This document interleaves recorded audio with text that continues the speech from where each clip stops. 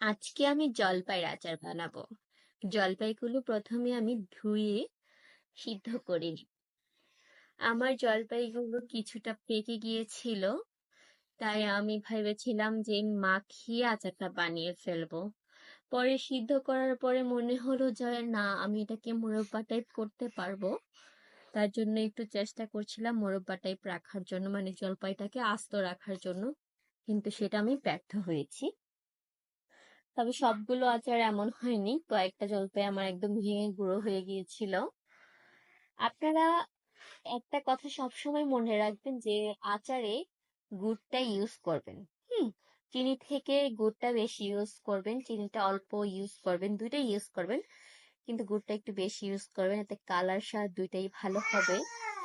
আর যদি আপনার বেশি দিন রাখতে চান আচার, তাহলে আপনাদেরকে অবশ্যই ভিনেগার ইউজ করতে হবে আর বেশি করে জাল করতে হবে, যেন পানি না থাকে। আচারে কোনো পানি না থাকলে আপনার আচার দীর্ঘদিন থাকবে। আর মাসে 2 বার করে রোদে দিতে হবে।